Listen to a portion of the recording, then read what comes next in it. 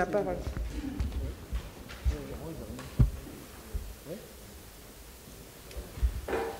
Bonjour à tous. En fait, je vais commencer par un constat qui est alarmant. C'est celui de l'Afrique, en fait, vu comme un continent, enfin comme le continent agricole par excellence, en termes de potentiel, avec un foncier disponible, un système hydraulique également inexploité, exploité à l'heure d'aujourd'hui à 5% simplement, et puis un capital humain qui est également disponible avec la croissance démographique exponentielle. Je vais rappeler également le contexte dans lequel on évolue aujourd'hui avec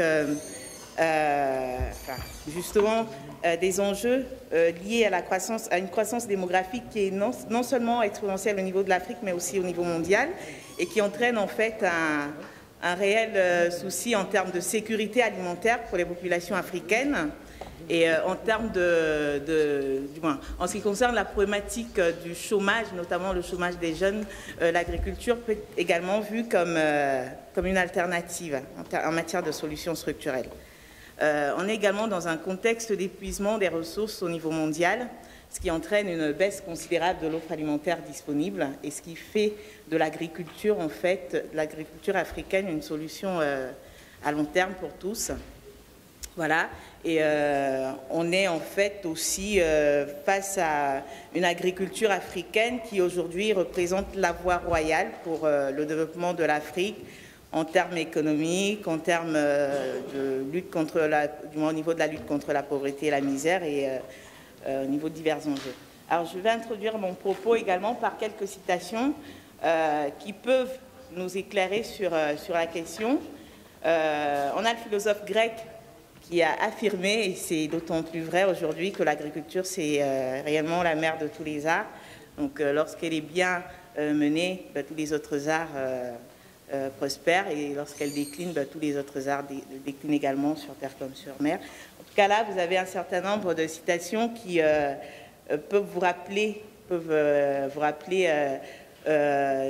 l'importance de l'agriculture, en tout cas en termes aussi bien en termes d'opportunités de création de richesses d'une part, mais également en termes de moyens efficaces en ce qui concerne la lutte contre la misère et la pauvreté en Afrique et en ce qui concerne également un certain nombre d'enjeux sociaux, sociétaux, environnementaux et autres.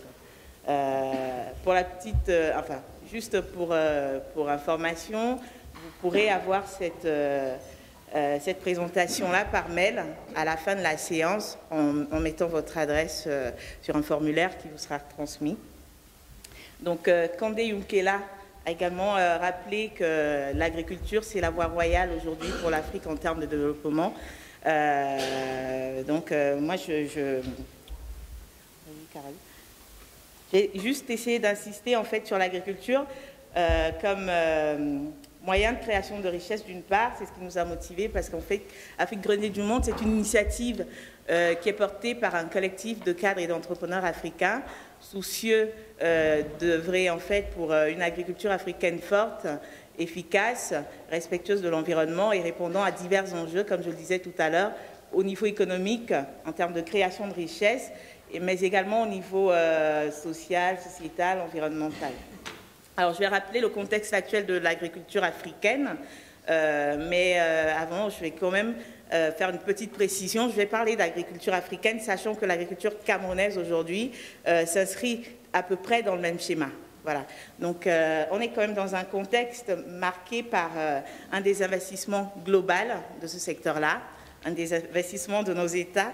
Malheureusement, aujourd'hui, l'agriculture, bien qu'étant revenue au cœur des agendas de nos décideurs et même de la société civile, du secteur privé, a quand même été pendant plus de 30 années abandonnée par tous.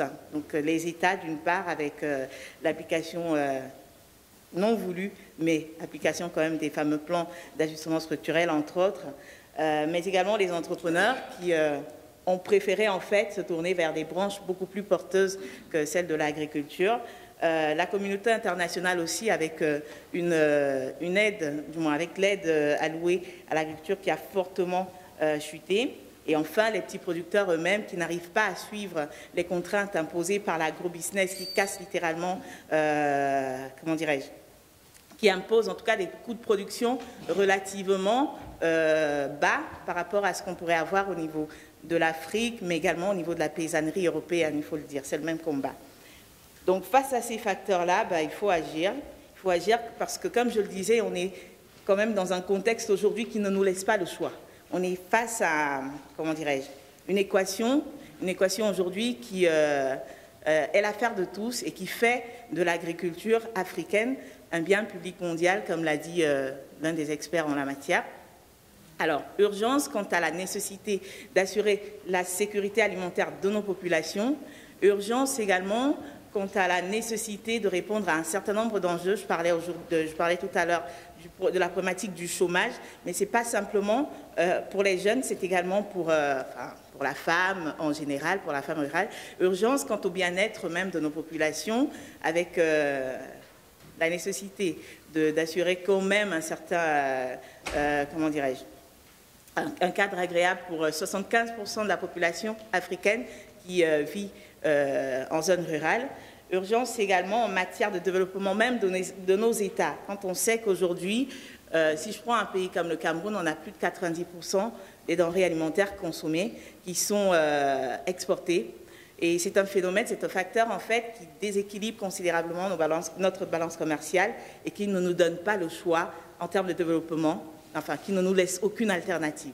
Le ministre Tchimi l'a rappelé je crois que c'était il y a quelques années, avant même d'être ministre de l'Agriculture, il le rappelait très bien. Et c'est vrai qu'à l'heure d'aujourd'hui, le Cameroun a mis l'accent sur un certain nombre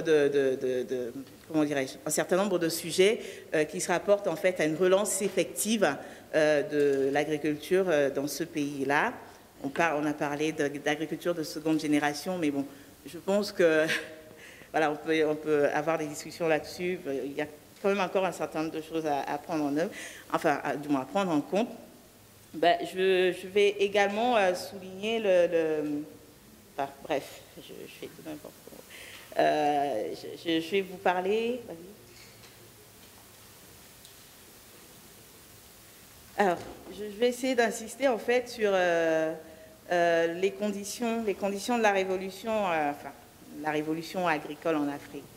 Comme je le disais, aujourd'hui, on est face à une urgence, donc celle de la sécurité, comment assurer la sécurité alimentaire dans nos pays, comment aller vers des solutions réellement structurelles plutôt que conjoncturelles, comme celles qu'on peut observer aujourd'hui avec la baisse des tarifs sur certains produits au niveau de la douane, etc. Il faut réellement impulser une dynamique, mais une dynamique efficace en termes de développement agricole, sachant que c'est la clé pour le développement de nos États, comme je le disais. Alors, les conditions de la révolution agricole en Afrique, je me suis basée en fait sur les travaux du sociologue Jacques Faye, qui est en fait un expert du monde rural et qui identifie 3 conditions nécessaires à une réelle révolution verte africaine. Donc, il note une augmentation rapide et continue de la productivité agricole. Et pour cela, tous les leviers doivent être activés. On a vu, on peut citer l'initiative Agropole, initiée au niveau du Cameroun. On a également pas mal de programmes, juste pour information, qui sont élaborés par le ministère de l'Agriculture au niveau du Cameroun. On a vraiment un certain nombre de programmes qui pourraient réellement être intéressants pour la diaspora que vous êtes, pour les investisseurs que vous pouvez être également. Donc, il faudrait essayer de vous rapprocher de ces instances-là pour, ne serait-ce qu'en termes d'information, à titre d'information. Alors, deuxième condition pour une révolution verte, une révolution agricole en Afrique, c'est une agriculture respectueuse de l'environnement. Et je crois que par rapport à ça, si je prends un nouveau local du Cameroun, il va falloir réellement faire attention quant au choix des acteurs avec lesquels on souhaite évoluer, parce que c'est vrai qu'on a les petits producteurs. Personnellement, s'il fallait émettre un avis, je dirais qu'il faut mettre l'accent sur la paysannerie et il faut également réfléchir à la possibilité d'aller vers, vers des partenariats gagnant-gagnant entre les petits producteurs d'une part et les investisseurs d'autre part.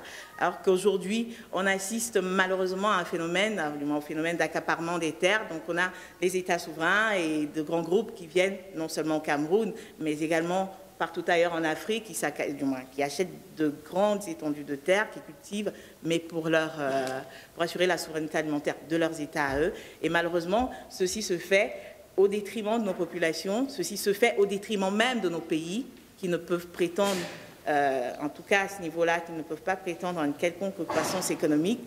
Et donc il faudrait revoir les choses à ce niveau-là et il y va en fait de l'engagement de tous.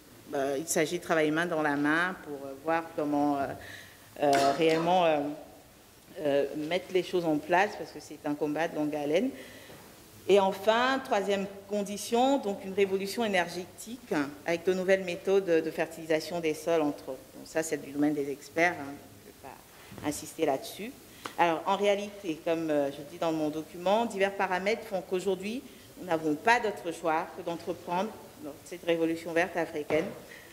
Pourquoi? Parce qu'au niveau mondial, on a ce phénomène de volatilité des prix des denrées alimentaires et malheureusement, on est dans une tendance haussière. Il n'y a aucune possibilité, aucune alternative aujourd'hui de voir les choses, de voir cette tendance-là s'inverser, parce qu'on a divers facteurs en fait qui se rejoignent. On peut citer entre autres le changement des habitudes alimentaires des classes moyennes des pays émergents. On peut citer également les diverses mesures prises de part et d'autre, en fait, notamment en Occident, quant à la question du réchauffement climatique. Donc, par exemple, on pourrait parler du développement de la promotion des agrocarburants. Et ce facteur-là, il faut le dire, quand même, ampute de 20% la production mondiale, du moins l'offre alimentaire mondiale, et ne laisse pas le choix, en fait, parce qu'il faut résoudre cette équation-là qui est celle de nourrir les 9 milliards d'individus que comptera la planète à l'horizon 2050, sachant qu'aujourd'hui, si je prends le cas de l'Afrique, on est déjà dans un contexte, malheureusement, de crise alimentaire. On n'en parle pas, mais c'est comme ça. Et on n'a pas le choix. Il faut passer à l'action. Voilà.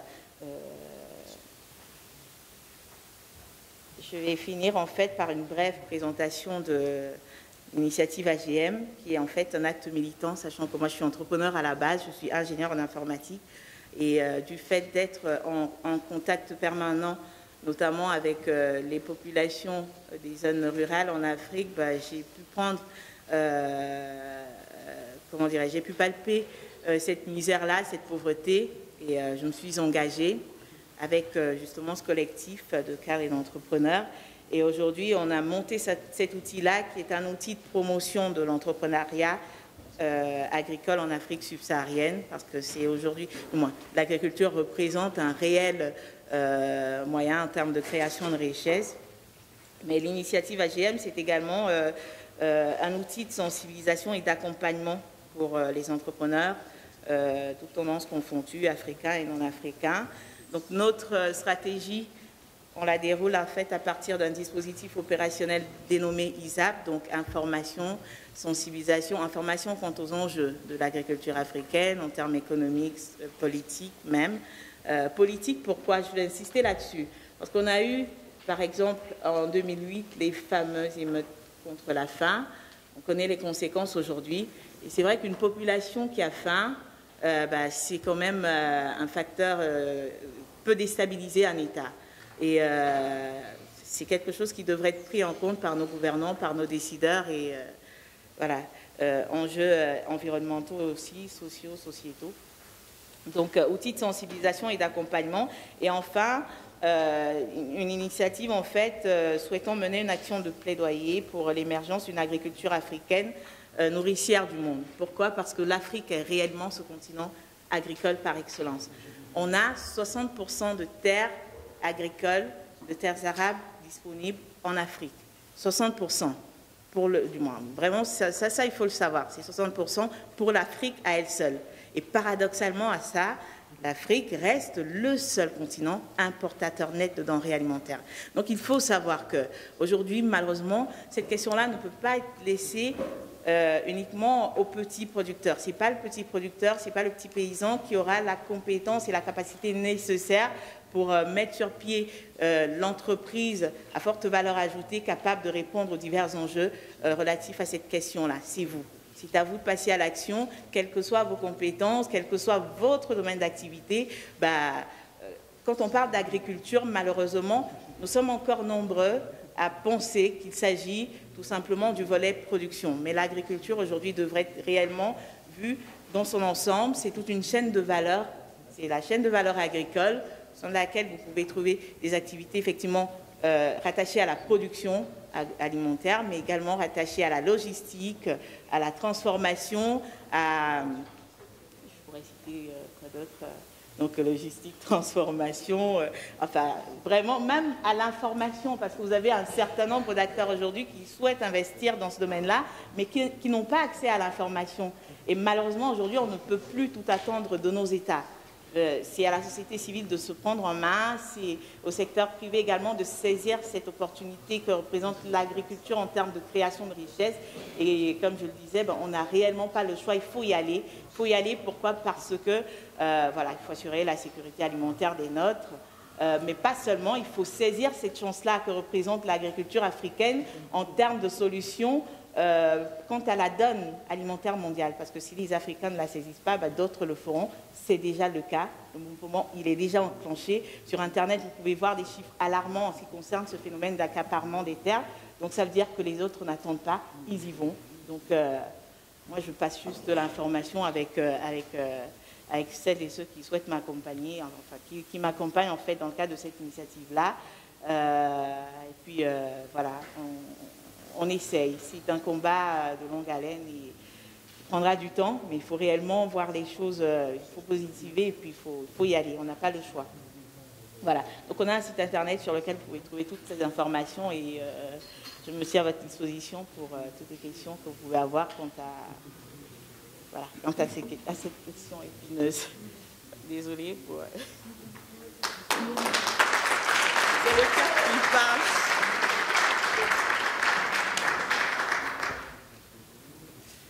Donc, on va peut-être donner la possibilité à 2 personnes de déjà te poser des questions si tu es d'accord. D'accord. Donc, est-ce que vous avez des questions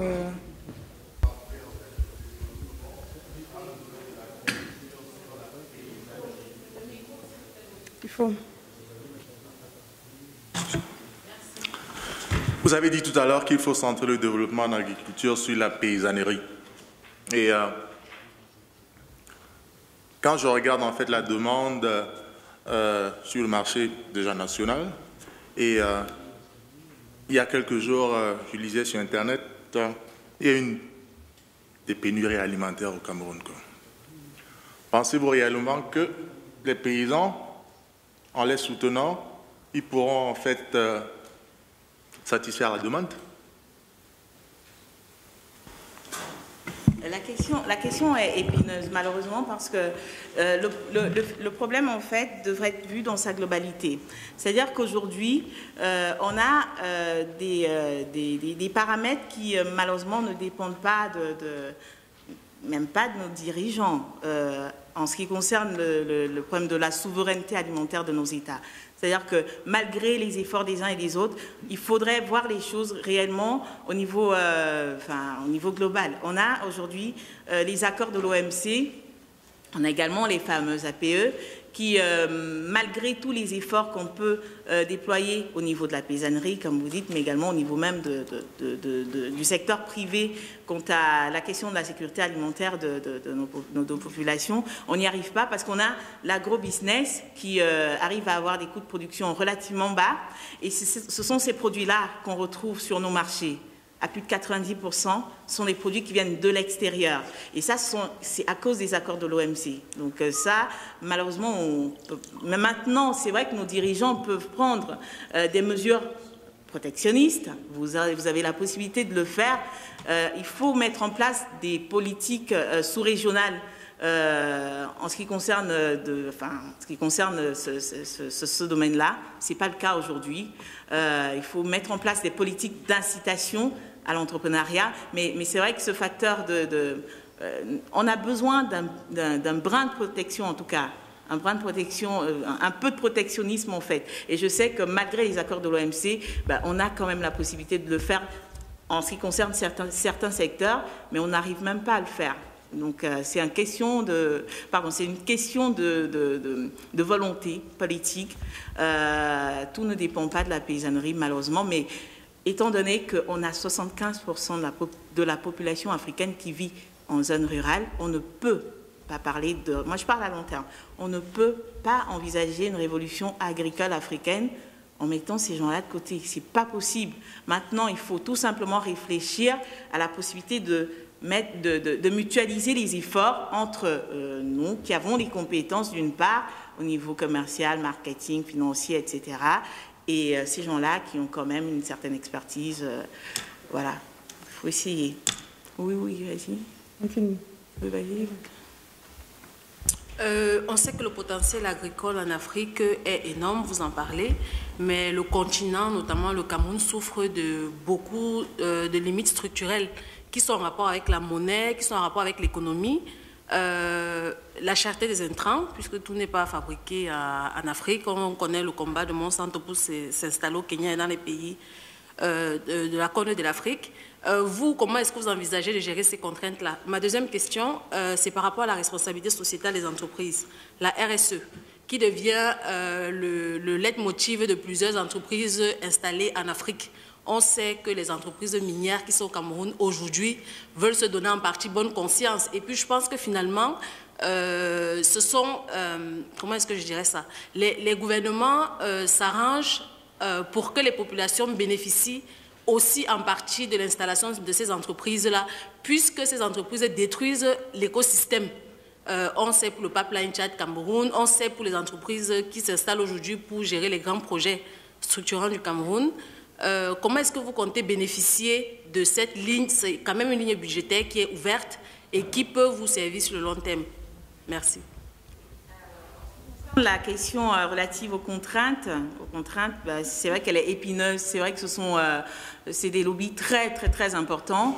Mais on connaît le combat de David contre Goliath, donc on ne peut pas désespérer. On a une action de plaidoyer qu'on mène et on le dénonce d'ailleurs. On dénonce ces pratiques-là au niveau des instances internationales, à la FAO, au niveau de l'Union européenne, enfin un peu partout. Mais c'est vrai qu'en termes de marge de manœuvre, malheureusement, on n'est pas costaud par rapport à ces gens-là, mais on estime que déjà en informant les uns les autres quant à la problématique et en dénonçant cet état de choses, c'est déjà un pas, en tout cas, dans ce combat-là. Donc ça, c'est en ce qui concerne votre première question. Quant à la deuxième question relative à la responsabilité sociétale et environnementale, toute notre stratégie opérationnelle est basée sur cette démarche-là. Il s'agit aujourd'hui de faire comprendre aux investisseurs qui s'intéressent à l'Afrique, à ceux qui sont déjà présents également, qui ne peuvent plus se permettre de créer de la richesse comme ils l'ont fait précédemment, c'est-à-dire sans prendre en compte le réel intérêt des populations locales, sans prendre en compte l'intérêt de l'Afrique. Nous, on veut réellement, on milite pour une nouvelle génération d'entrepreneurs, mais également pour une nouvelle génération de décideurs capables de dire à ces gens-là, voilà, c'est vrai que vous pouvez venir en Afrique, c'est vrai que vous êtes présents en Afrique, mais il va falloir réellement aujourd'hui prendre en compte l'intérêt de l'Afrique, l'intérêt des Africains, l'intérêt de nos populations. Et voilà, donc il s'agit en fait de les impliquer dans notre action, mais de manière, comment dirais-je, c'est un partenariat gagnant-gagnant qu'on essaie de bâtir avec ces investisseurs-là. Et en général, en tout cas, le discours est bien perçu, le discours passe bien. Il y va de l'intérêt de tous et ça marche très bien. Et on ne le fait pas simplement avec les entreprises présentes sur le continent, on le fait également avec les entreprises présentes en Occident. Présentes ou pas, en tout cas revendiquant une présence sur le continent ou pas, on le fait parce qu'il y a un autre facteur qu'il faut souligner. Aujourd'hui, l'Occident a intérêt à participer de manière active à ce combat-là, à cette révolution. Pourquoi? Parce que si malheureusement on n'arrive pas à contenir ces jeunes ruraux, entre autres, la question elle est réellement vaste, mais si je prends le cas de la jeunesse africaine, qu'est-ce qui se passe aujourd'hui? Oui, je finis. Alors, si on n'arrive pas à régler le problème du chômage des jeunes en Afrique, ben, qu'est-ce qui va se passer? Ben, ça va entraîner des flux migratoires, en fait, relativement importants, donc immigration clandestine, etc. Donc, il faut réellement avoir des solutions structurelles. Donc, ça passe également par une incitation pour ces gens-là à la création de richesses sur place. Et en général, les entreprises et les partenaires ici s'intéressent à la question et acceptent de travailler à nos côtés pour pouvoir présenter la chose de cette manière-là. Voilà. Une dernière question, monsieur. Alors, je tiens d'abord à féliciter votre militantisme sur l'action agricole. Je pense d'ailleurs que c'est la principale raison pour laquelle je peux comprendre l'intitulé de votre exposé « Afrique grenier du monde ». En réalité, il est difficile de considérer un continent qui passe de grenier à risée par rapport aux crises alimentaires qui sont actuelles. Il me semble que vous avez abordé un aspect qui est très pertinent sur l'intégration régionale. Mais ce que j'attendais, c'était de voir les actions qui sont prévues dans ce cadre-là. Il paraît que le NEPAD a prévu un plan d'action 2010-2015 avec une politique stratégique qui s'intitule, en abrégé, je pense, PPDA. Et j'aurais voulu savoir quel est aujourd'hui l'impact de la mise en œuvre de cette politique agricole régionale. Parce que l'Afrique envisage une intégration continentale à l'horizon 2028. Mais si le programme du NEPAD aboutit, ce serait le premier domaine, le domaine agricole serait le tout premier dans lequel on aurait un marché commun, bien avant 2028. Alors, est-ce qu'aujourd'hui, on peut penser que ce cadre du NEPAD prospérera pour faire en sorte, à défaut d'être grenier du monde, qu'on puisse au moins réduire la crise alimentaire qui secoue notamment la Corne de l'Afrique? Merci. Moi, je ne crois pas à l'efficacité du NEPAD. Excusez-moi, mais je préfère être direct. Ça va faire combien d'années qu'on a ce dispositif-là? En termes, concrètement, moi j'ai assisté à ces messes, à ces grandes messes organisées dans les hôtels, etc. C'est bien beau, mais malheureusement, il faut le dire, les ressources n'arrivent pas à la base. Et dans ces grandes messes, on ne prend pas la peine d'écouter le petit producteur qui est réellement au cœur du dispositif, qui devrait être mis au cœur du dispositif, de toute action, en tout cas en ce qui concerne ce domaine-là. Donc, moi je crois plus en une action menée par le secteur privé. Je crois plus en l'efficacité du... C'est prévu dans le NEPAD, le secteur privé. Oui, mais concrètement, qu'est-ce qu'on a en termes de bilan? Je ne sais pas si on a dans la salle une personne qui pourrait nous parler du NEPAD. Mais ce n'est pas au NEPAD. Le NEPAD fixe la ligne et c'est à chaque pays de construire des plateformes pour les agriculteurs. Je suis désolée. Moi, je ne suis pas habilitée, en fait. Je pense que peut-être que nos décideurs pourront nous éclairer sur cette question-là. Mais moi, c'est vrai qu'aujourd'hui, je voudrais quand même mettre l'accent sur le fait que notre action, elle est privée. Il s'agit en fait d'inciter le secteur privé à prendre ses responsabilités. On ne peut malheureusement plus attendre grand-chose. On ne peut pas tout attendre de l'État en ce qui concerne cette question-là. Donc c'est vrai qu'il va falloir venir en soutien, en relais à ce qui existe. Voilà. Et je pense qu'on a des choses à faire. Maintenant, le professeur Kamdem avait aussi une question, mais après, je pense qu'on va arrêter. Merci beaucoup. Je vais être très bref. Ce sujet d'importance capitale, l'agriculture en Afrique. Je crois qu'on a des exemples dans d'autres continents. Nous ne devons pas attendre qu'on vienne développer notre agriculture. Le Canada, avec les coopératives, l'Allemagne, avec les coopératives, la Suisse, Coop, Migros, les plus grandes sociétés, les plus grands magasins de Suisse sont des coopératives. L'Afrique ne promeut pas son mouvement coopératif. Ça, c'est l'année interne. L'ONU a déclaré cette année l'année internationale des coopératives.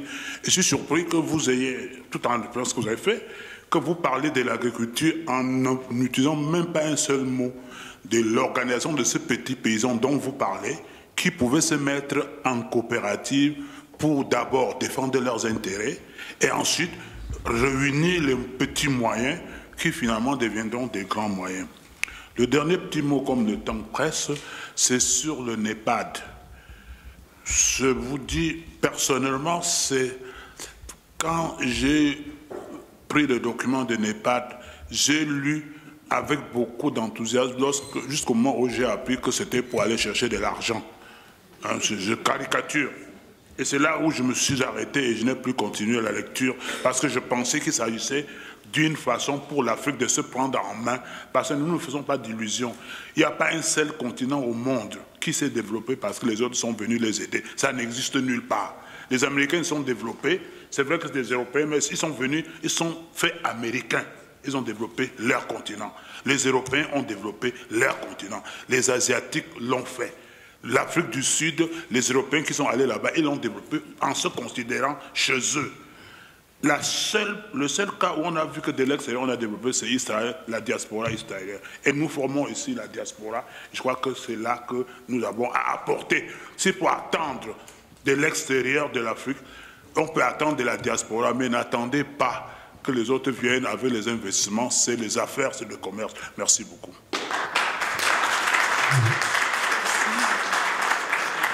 C'est pour ça justement qu'on essaie de militer et passer à l'action avec l'initiative AGM d'une part, mais pour revenir à la question des coopératives, c'est vrai qu'en 10 minutes, en quelques minutes, on ne peut pas tout aborder. Il faut savoir quand même que notre action terrain est basée sur une étroite collaboration avec les coopératives. Si je prends le cas du Cameroun aujourd'hui, nous sommes, on déroule notre action sur le terrain par le biais d'une coopérative dénommée comme FEG, qui regroupe plus de 100 000 petits producteurs. Et c'est réellement des actions concrètes en termes de renforcement des capacités des petits producteurs et également en termes d'amélioration du cadre de vie en milieu rural. Donc en Afrique de l'Ouest également, nous travaillons avec certaines coopératives. Vous connaissez certainement l'Europa. Notre action sur le terrain est basée réellement sur la mutualisation des efforts à travers une collaboration avec les coopératives. Voilà, c'est un éclairage. Ok. Et il y a une dernière question. Il n'y a plus de questions. Great. Je vous propose peut-être de continuer le débat pendant les pauses café. Merci, merci. Donc on aura le plaisir encore d'écouter Monsieur Jérôme Nanamonteux, qui est coordinateur du conseil exécutif de Casanet et qui se propose de nous présenter le Cameroun comme un leader des services et technologies. Monsieur Nanamonteux, c'est à vous.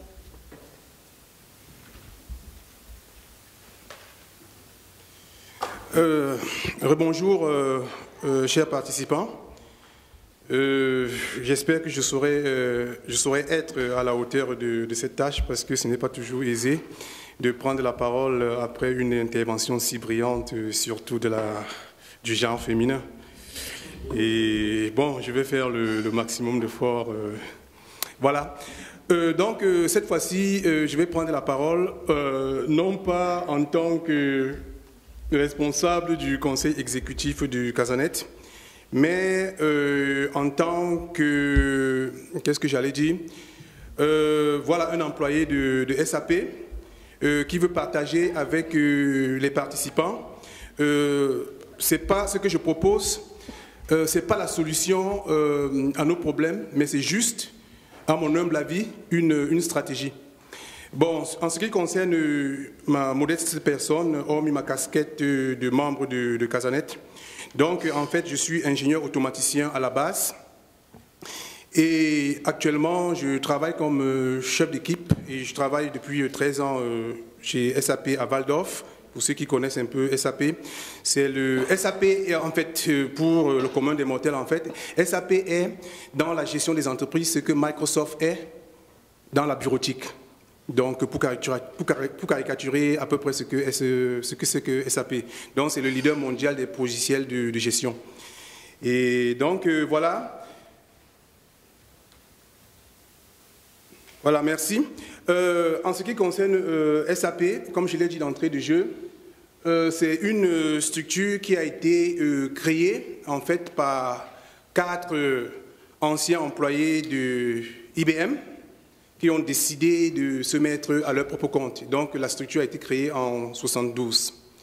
Et progressivement, elle connaît son essor. Et au jour d'aujourd'hui, avec le rachat de plusieurs d'autres entreprises qui font dans le domaine des technologies d'information et de communication. Donc, dans le monde, SAP emploie à nos jours sensiblement 60 000 employés. Et l'un des challenges de SAP jusqu'à la fin de l'an 2015, c'est d'avoir 1 milliard d'utilisateurs. Et SAP est beaucoup plus connu pour des grandes structures, des structures qui ont en moyenne 1000 jusqu'à N employés. Et donc, au fil du temps, ce secteur de marché a été presque couvert. Donc, SAP essaye maintenant, dans la mesure du possible, de se lancer, n'est-ce pas, dans des structures, dans ce qu'on appelle généralement dans le jargon camerounais des petites et moyennes entreprises. Et ce qui est intéressant dans ce secteur, c'est que quand on essaye de comparer le continent africain dans sa globalité avec d'autres continents, on constate qu'il y a un boom formidable dans le domaine des téléphones portables. Et donc voilà un nouveau marché qui est plein d'avenir. Quand on essaye par exemple de voir ce que l'on fait aujourd'hui, par exemple dans le domaine des transferts, de transfert des fonds, le mobile joue également un rôle prépondérant. Je vais prendre également un exemple banal en Afrique du Sud. Ce que SAP a eu à réaliser dans ses laboratoires en Afrique du Sud, dans les zones rurales. Par exemple, on avait constaté que les femmes qui avaient des petits commerces avaient généralement de la peine à passer des commandes, c'est-à-dire à se rendre généralement chaque week-end dans des grandes villes pour faire leurs courses, donc faire des achats pour leurs petits échoppes. Alors, une application vraiment banale. Qu'est-ce qu'on a fait? On a développé une plateforme avec même pas un smartphone, les portables de seconde génération. Donc, ce qu'elles font, elles se connectent et puis elles passent leurs commandes, elles payent et une fois par semaine, les grossistes passent maintenant, se déplacent maintenant de la ville vers les villages pour des livraisons. Vous voyez donc en un temps record, non seulement elles n'ont plus de la peine, les risques de voyage, se lever à 4 h du matin, attendre le premier car, peut-être qu'il partira de Mbalmayo pour Ngwantet, c'est un exemple banal, vous prenez le cas du Cameroun. Donc avec une simple application vraiment banale, comment on a pu changer, n'est-ce pas, le mode de vie de toute une communauté. Bien. Maintenant, on peut avancer. En ce qui concerne maintenant SAP, c'est quoi la position maintenant de SAP au Cameroun ou bien en Afrique? Je vais raconter maintenant juste vraiment une petite anecdote. En 2000, quand des amis et moi, on lançait l'Association des ingénieurs et informaticiens camerounais d'Allemagne, on devait organiser notre premier symposium à Bonn. Voilà, vous savez, dans la vie, il faut toujours avoir quelqu'un qui vous fascine, quelqu'un qui pour vous est un modèle dans votre domaine de compétences.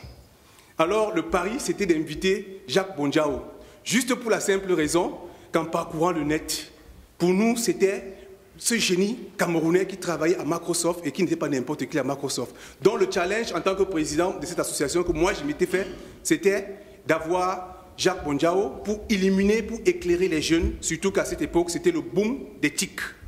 Alors je me disais que bon voilà, quand on essaie de voir la diaspora indienne, quand on essaie de regarder d'autres diasporas, on constate que cette diaspora, par exemple la diaspora indienne, qui est très présente aux États-Unis, et plus particulièrement dans la Silicon Valley. Quelques années après, on a constaté que dans la région de Bangalore, on retrouvait à peu près la même typologie. Donc, la même façon, n'est-ce pas, de travailler à la Silicon Valley. Donc, on s'est donc dit que voilà, si on a donc cette possibilité d'avoir accès à ces technologies de pointe, pourquoi est-ce qu'il ne peut pas avoir un retour d'expérience au Cameroun? Donc, on prend contact avec Jacques Bonjao, mais on a eu cette malchance qu'il avait cette semaine une conférence à Seattle. Nous, on s'est dit que peut-être qu'il minimisait notre association. On a googlé et effectivement, il avait cette conférence. Donc, dans le comité technique d'organisation, on s'est dit que, mais voilà, il faudrait qu'on essaye de voir aussi comment on peut révolutionner les choses à notre niveau. Et à l'époque, j'étais consultant à la Deutsche Bank. Et je me suis dit, voilà, SAP qui fait la fierté de l'informatique européenne. Même comme pour beaucoup, on croit toujours que SAP, c'est une entreprise américaine. Donc j'ai postulé chez SAP Et j'ai obtenu, donc, bref, on m'a recruté. Et donc maintenant, mon challenge à SAP, c'était, quelles que soient les difficultés qu'il y aura, donc, quels que soient les duc in altum, il va falloir qu'exactement que SAP se retrouve également au Cameroun. Pourquoi je dis ceci? C'est parce que hier, pendant les ateliers, j'ai eu à constater comment ma sœur, Carole, qui est assise à ma droite, avec de la peine, vu toutes les difficultés qu'elle est en train de rencontrer, pour établir une structure en bonne et due forme dans le domaine de la psychologie au Cameroun. Je lui ai dit, écoute, ce matin, je vais te raconter une histoire qui va certainement te motiver. Donc voilà, je prends mon bâton de pèlerin et je regarde, je constate que SAP, effectivement, en Afrique, est présent seulement en Afrique du Sud. Et c'est bon? Donc là, maintenant, vous essayez à peu près de voir ce qui se passe. SAP est créé en 1972. Et la première installation de SAP, c'est 10 ans plus tard, en Afrique du Sud. Alors, comment est-ce qu'on va faire pour qu'il y ait également un retour d'expérience? Parce que le plus important ici, c'est contrairement peut-être à ce que beaucoup vont penser, je ne suis pas en train de faire la publicité commerciale de SAP. Non, loin de là, même comme c'est mon employeur. Le problème, c'est qu'au fil des jours, maintenant, on est en train de constater qu'il y a un phénomène de chômage très accentué en Afrique. Et maintenant, on constate que rien qu'avec son portable, que ce soit le téléphone portable, que ce soit son laptop, quand on a une bonne formation, on peut faire changer le monde. Donc, rien qu'avec son téléphone portable et son laptop, on peut faire changer le monde. Alors, je me suis dit, pourquoi ne pas essayer de sensibiliser les administrations camerounaises et beaucoup plus les responsables des institutions universitaires. Surtout que les spécialistes SAP, tout le monde ici, enfin pour la plupart, vous le savez, que le taux de chômage pour les experts de SAP tend rapidement vers 0. Et les experts de SAP sont recherchés partout. Or, maintenant, il se passe que chez nous, à SAP, on a un programme des alliances universitaires. Cela voudrait dire que SAP met à la disposition des institutions universitaires son logiciel dans le domaine de l'enseignement, aussi bien que dans le domaine de la recherche. Alors, j'invite l'ambassadeur du Cameroun en Allemagne pour faire du lobbying auprès de SAP à Waldorf. Acteur comme on le connaît, tout ce qui est positif. Donc, il accepte de venir à Waldorf. C'était juste pourquoi? Parce que le ministère allemand des Affaires étrangères SAP a pris contact avec le ministère allemand des Affaires étrangères. Parce que SAP, dans sa nouvelle vision, est en train de vouloir s'établir en Afrique. Bien, le ministère des Affaires étrangères leur a recommandé le Bénin. Pour plusieurs raisons, sur lesquelles je ne voudrais pas venir. Donc, ayant eu vent, j'ai donc demandé à l'ambassadeur qu'il faut qu'on fasse une descente sur SAP à Waldorf pour faire du lobbyisme. Ça, c'est 9 ans après que j'ai intégré SAP, donc je n'ai pas cédé, j'ai continué. Donc l'ambassadeur est arrivé à Waldorf, on lui a présenté le portfolio de SAP, et j'ai également fait une présentation sur le programme des alliances universitaires. 2 ans après, on était en 2009, 2011, au début de l'année, il y a le Chief Executive Officer qui me convoque à son bureau et me dit qu'il a une bonne nouvelle, c'est que SAP va s'établir au Cameroun. Et en février, effectivement, SAP s'établit au Cameroun. Mais là, ce n'était pas mon problème. Mon problème, c'était l'enseignement des modules SAP dans les universités camerounaises. Mes déboires ont été grands, que ce soit au ministère de l'Enseignement supérieur, que ce soit dans d'autres universités d'État. Alors, j'ai dit, OK, bon, si les cadres cadrés veulent se comporter comme des cadres qui sont vraiment cadrés, je vais essayer de voir ce qui se passe dans le secteur privé. J'ai pris attache avec l'Université catholique d'Afrique centrale, par le biais du très controversé le père Ludovic Lado, qui m'a accueilli à bras ouverts et qui m'a confié au responsable chargé des enseignements d'informatique. Le message est passé, mais il y avait des difficultés au niveau du financement. J'ai également pris attache avec l'Université des Montagnes, qui avait à cette époque des problèmes au niveau des infrastructures. Bien, avec l'Université catholique, quand on essaye de voir, c'est une université qui dispose d'un enseignement de haut niveau et qui est vraiment reconnu un peu partout. Donc maintenant, au niveau de SAP, j'ai fait un peu de lobbyisme. On a dit que, OK, dans le cadre du Corporate Social Responsibility, on va essayer de voir comment, pour un début, on va essayer d'épauler, notre structure va essayer d'épauler l'Université catholique d'Afrique centrale. Et donc c'est ainsi qu'au mois de septembre, il y a un Memorandum of Agreement qui a été signé. Et d'ici le début du mois de novembre, les modules SAP seront donc enseignés à l'Université catholique d'Afrique centrale. Et je suis sûr et certain, parce que ce module donne également la possibilité, comme l'a dit d'ailleurs hier M. Jacques Bonjao, à celui qui est basé à Bafan, d'avoir la même formation en ce qui concerne les modules SAP que celui qui est basé à Waldorf. Parce que les certifications seront identiques. Ce qui fait que Afrique First Land Bank au Cameroun, quand Afrique First Land Bank au Cameroun voudrait déployer les modules SAP, parce qu'à une banque de leur taille, ils ont besoin du module FI. Il y aura donc des experts sur place, parce que beaucoup de projets, par exemple, ne marchent pas dans beaucoup de pays africains, parce que les experts SAP qui sont en Europe refusent d'aller faire des missions en Afrique.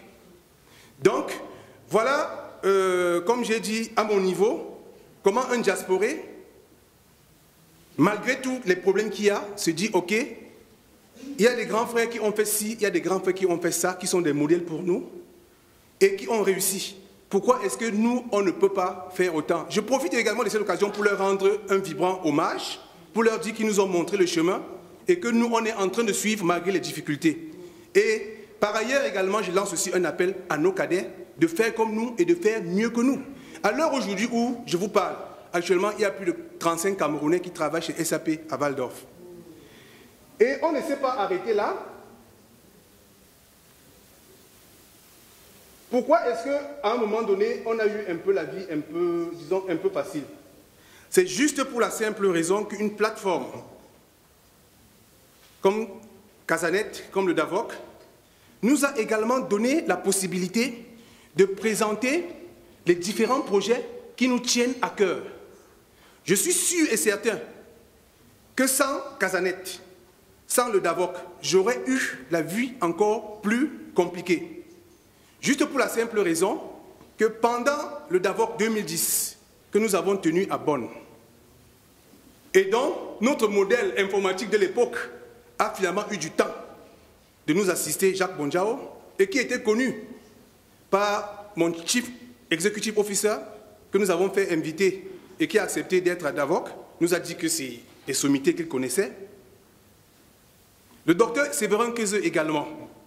Donc ça a permis pour nous, et là j'en profite également pour rendre un autre hommage au Conseil des sages, qui fait également un travail de lobbyisme important pour la prospérité du DAVOC et pour la prospérité du Cameroun tout court. Et je profite également, cette fois-ci je remets ma casquette de responsable de Casanet, pour lancer également un appel à toutes les compétences qu'il y a dans cette salle de se joindre à nous. Parce que je suis sûr qu'ensemble, on serait à mesure de soulever des montagnes.